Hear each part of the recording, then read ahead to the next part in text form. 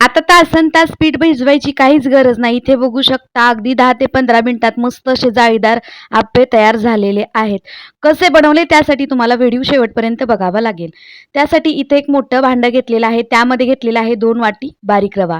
तुमच्याकडे जर मोठा रवा असेल तर त्याला थोडंसं मिक्सरला फिरवून घ्या. पण रवा घेताना शक्यतो बारीक घ्या.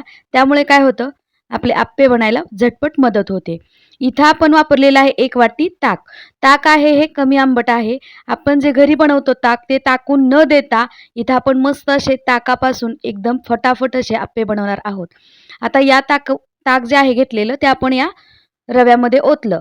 आता वरून थोडंसं पाणी घालूया आणि हा रवा जो आहे तो या ताकामध्ये व्यवस्थित असा भिजवून घेऊया. आता ताकाऐवजी तुमच्याकडे दही असेल तर दहीसुद्धा वापरलं तरीसुद्धा चालेल. तर सगळा हा रवा जो आहे तो व्यवस्थित मिक्स करून याच्या गुठळ्या मोडून व्यवस्थित असा याला भिजवून घेते. रव्यामध्ये कुठेही गुठळ्या ठेवायच्या नाहीयेत. थोडंसं ताक आणि त्यामध्ये थोडं-थोडं पाणी घालून याला व्यवस्थित असं भिजवून घ्यायचं आहे. इथं सकाळची घाई गडबड आहे. पटकन नाश्त्याला काहीतरी करायचंय आणि पोटभरीचं पण झालं पाहिजे. तर ही रेसिपी फटाफट तयार होते. याला काही वेळ लागत नाही. तर गुठळ्या मोडत-मोडत व्यवस्थित असा इथं मी रवा भिजवून घेतलेला आहे. याला 15 ते 20 मिनिटं भिजवून घ्यायचं आहे नंतर आता. भिजल्यामुळं काय होतं रवा चांगला फुलला जातो आणि आपले आप्पे जाळीदार तयार होतात. अगदी सकाळच्या घाई गडबडीत सकाळी जरी तुम्ही हा रवा भिजवला आणि मुलांचा आवरेपर्यंत भिजवला आणि जाताना जरी तुम्ही मुलांना मस्त असा शॉर्ट ब्रेकला हा नाश्ता करून दिला, भन्नाट होतो. इथं आपलं 10 ते 15 मिनिटं किंवा 20 मिनिटं रवा भिजवून घेतलेला आहे. मस्त असा रवा फुललेला आहे बघू शकता. हे बघा, रवा अगदी मस्त असा फुललेला आहे. आता काय करायचं, इकडं भाज्या चिरून घेतलेल्या आहेत. घरामध्ये ज्या कुठल्या भाज्या असतील त्या सगळ्या चिरून घ्यायच्या आहेत. इकडं मी हिरवी मिरचीची पेस्ट घालते. मुलांसाठी करताय तर यामध्ये हिरवी मिरची घालू नका. हिरवी मिरची स्किप करा. थोडंसं लाल तिखट घाला. आता इकडं कांदा आणि टोमॅटो व्यवस्थित असं चिरून घेतलेला आहे. बारीक चिरलेला आहे. तर हे चिरलेले कांदा आणि टोमॅटो या रव्यामध्ये मिक्स करते. घालूया मस्त अशी बारीक चिरून घेतलेली, स्वच्छ धुवून घेतलेली कोथिंबीर. कोथिंबीर धुवूनच वापरायची कारण कोथिंबिरीमध्ये भरपूर अशी माती असते कोथिंबीरीला लागलेली, ती दिसून येत नाही, त्यामुळे ती धुवून वापरायची. इकडं आपण मीठ घातलं चवीपुरतं आणि हे सगळं घातलेलं जे साहित्य आहे ते व्यवस्थित मिक्स करून घ्यायचं. आता या आप्याची एक खासियत सांगते तुम्हाला. इथं तुम्हाला चटणी बनवायची काहीही गरज नाही आहे. वेगळी चटणी न बनवता सुद्धा हे आप्पे असेच गरमागरम खायला खूप भारी लागतात. तर इथं सगळं घेतलेलं जे साहित्य आहे, सगळ्या भाज्या ज्या आहेत त्या आपण व्यवस्थित मिक्स करून घेतलेल्या आहेत. हे पीठ मला थोडंसं घट्ट वाटतंय, त्यामुळे यामध्ये मी थोडंसं पाणी घातलं आणि आणखीन थोडंसं याला व्यवस्थित हलवून घेतलं. आता यामध्ये घातले 1 इनोचं पॉकेट. एका इनोच्या पॉकेटमध्ये 1 चमचाच इनो सोडा असतो, त्यामुळे इथं मी इनो सोडा घालते. इन्स्टंट आपल्याला हे रवा आप्पे बनवायचे जाळीदार झाले पाहिजे, त्यामुळे इथं आपण इनो सोडा वापरलेला आहे. शक्यतो इनो सोडाच वापरायचा आहे. तुम्ही घरचा सोडा न वापरता इनो सोडाच वापरा. मी सजेशन करेन कुठलाही पदार्थ करत असताना इनो सोडाच वापरा तुम्ही. तर इनो सोडा आपण व्यवस्थित असा मिक्स करून घेऊया या सर्व पिठामध्ये. खूप भन्नाट लागतात हे आप्पे. बघा, मस्त असं हे जाळीदार पीठ तयार होऊ लागलेलं आहे. गॅसवरती आपण आप्याचा तवा ठेवलेला आहे गरम करण्यासाठी. आता हा माझ्याकडं 12 कप्पे म्हणजे 12 कप्पे असलेला आप्याचा तवा आहे.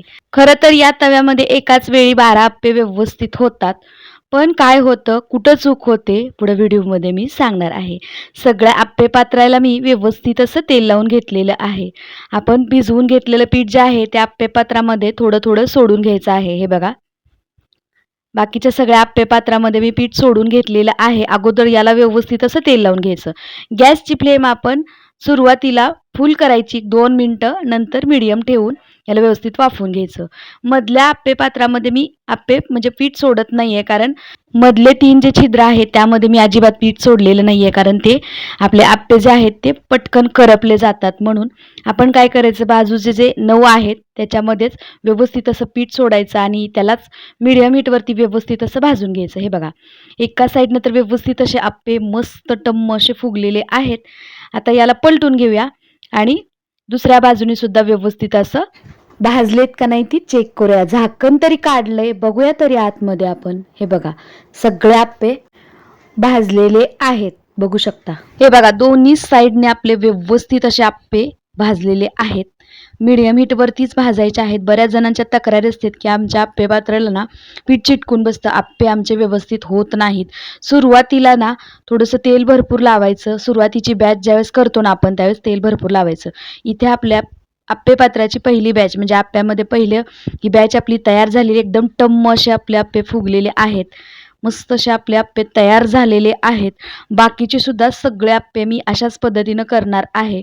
मधल्या कप्प्यात सुद्धा तुम्ही आप्पे करू शकता, पण त्याला ना पटकन उलटावं लागतं आणि नाही उलटलं तर ते सगळे आप्पे करपले जातात. म्हणून मी बाकीचे जे 9 बाजूचे जे गोल छिद्र आहेत त्यामध्येच आप्पे करून घेतलेले आहेत.